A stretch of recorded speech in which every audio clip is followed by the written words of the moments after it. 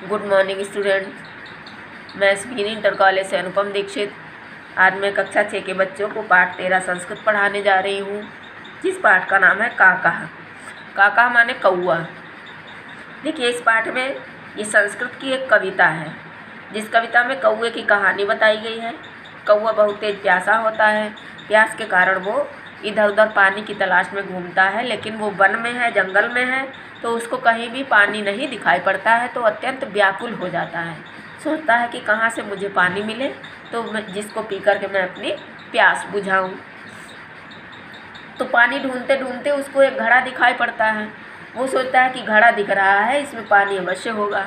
लेकिन घड़े के पास जब पहुंचता है तो उसको वहाँ भी निराशा ही हाथ लगती है, क्योंकि उस घड़े में पानी था, लेकिन बहुत नीचे तली में पानी था, जिसमें उसकी चोंच नहीं पहुंच पा रही थी। लेकिन कौए ने हार नहीं मानी। प्यासा था, व्याकुल था पानी पीने के लिए। उसने क्या किया, उसके दिमाग में एक विचार आया। उसने सोचा कि कहीं से ढूंढ करके कंकड़ ला करके इस पानी में डाले जाए, तो हो सकता है कि पानी ऊपर चढ़ाए और मैं पानी पी करके अपनी प्यास को बुझा सकूं। कौए ने मेहनत करने की ठान ली। उसने एक एक कंकड़ उठा उठा के उस घड़े में डालना प्रारंभ कर दिया। जब घड़ा जो था, कंकड़ उसमें आधे से ज़्यादा हो गए, तो पानी जो था नीचे से ऊपर को बढ़ने लगा, क्योंकि नीचे नीचे कंकड़ हुए जा रहे थे, तो पानी ऊपर आ गया, जिसको पी कर के कौए ने अपनी प्यास बुझाई। और प्यास बुझा करके कौआ संतुष्ट हुआ। तब कौआ को पता चला कि मेहनत का फल सुखदायी होता है। देखिए, ये चैप्टर का अर्थ हमने बताया, कहानी स्टोरी बताई है। इस पाठ के अर्थ भी हम पढ़ाएंगे, लेकिन आपको इस पाठ के अर्थ नहीं लिखने हैं। इस पाठ का आपको सारांश लिखना है।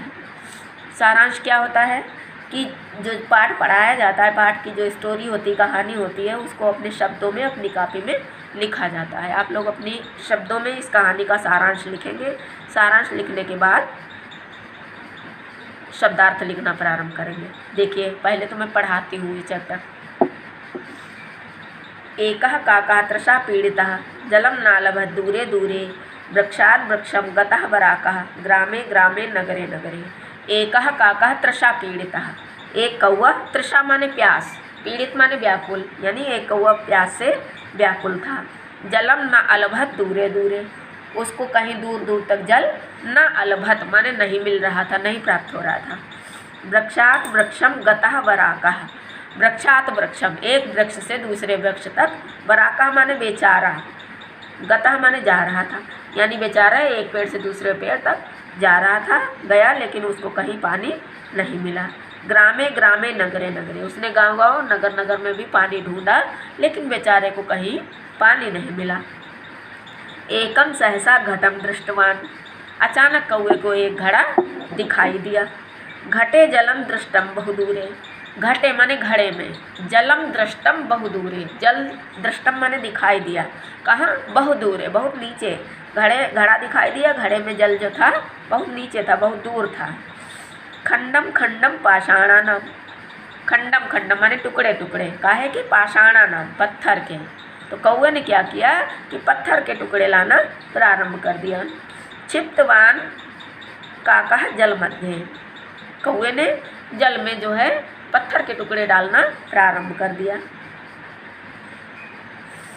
घट कंठम संप्राप्तम नीरम, तो जल जो था, नीरम माने जल होता है, घट कंठम घड़े के कंठ तक, संप्राप्तम माने पहुँच गया, जल जो था घड़े के कंठ तक पहुँच गया। पीत्वा संतुष्टः खलु काकः, खलु माने निश्चय ही, पीत्वा माने पी करके, संतुष्टा माने संतुष्ट हो गया। कौआ निश्चय ही उस जल को पी करके संतुष्ट हो गया। बुद्धिपूर्वकम यत्नम कुरुते, कौए ने बुद्धिपूर्वक कार्य किया, प्रयास किया, यानी बुद्धि से अपना दिमाग लगाया और दिमाग से उसने कार्य करना प्रारंभ किया। बदन सफलताम लभते काकः, यानी यदि बुद्धि से परिश्रम किया जाए तो कहो कि कौन सी सफलता नहीं प्राप्त की जा सकती। अर्थात यदि व्यक्ति बुद्धि और परिश्रम दोनों से काम लेता है तो उसका कार्य अवश्य ही सफल होता है। इसके बाद आपका है शब्दार्थ। पहला शब्द है काकः माने कौआ, तृषा पीड़ितः माने प्यास से व्याकुल, ना अलभत माने नहीं पाया, वृक्षात माने वृक्ष से, वराका माने बेचारा, सहसा माने अचानक, खंडम माने टुकड़ा, पाषाणा नाम माने पत्थरों के, क्षिप्तवान माने डाले, दृष्टवान माने देखा, का माने कौन, कह माने कौन। का स्त्रीलिंग शब्द है और कह पुल्लिंग शब्द है, दोनों शब्दों का अर्थ एक ही है, का कह।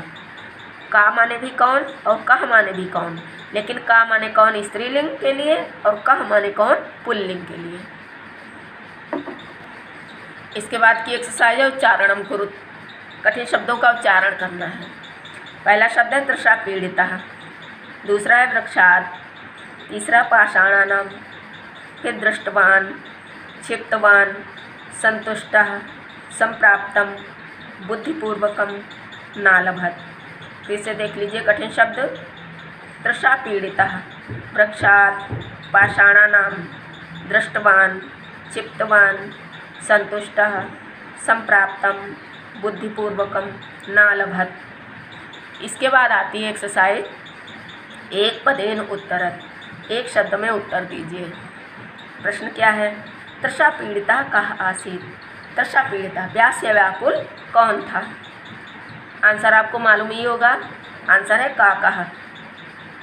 सह दूरे दूरे किम ना अलभत, उसने दूर दूर तक क्या नहीं पाया? आंसर होगा जलम।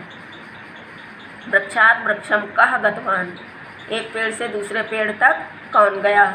आंसर होगा का कह। घटे बहुदूरे किम दृष्टम, घड़े में बहुत दूर क्या दिखाई दिया? आंसर जलम। काकः पाषाण खंडान पुत्र अक्षिपत, कौवे ने पत्थर के टुकड़े कहाँ डाले? घटे माने घड़े में।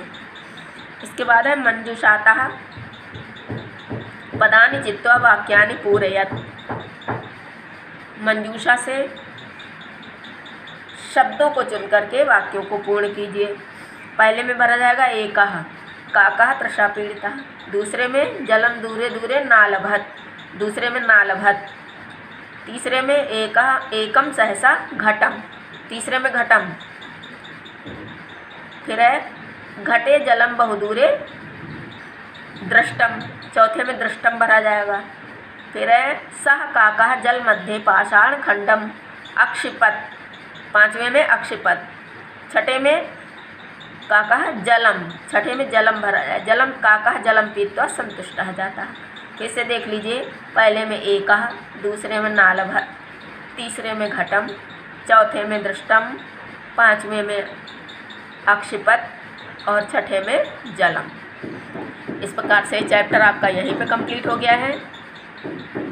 फिर से एक बार बताती हूँ कि चैप्टर का अर्थ नहीं लिखना है, आपको चैप्टर का सारांश लिखना है।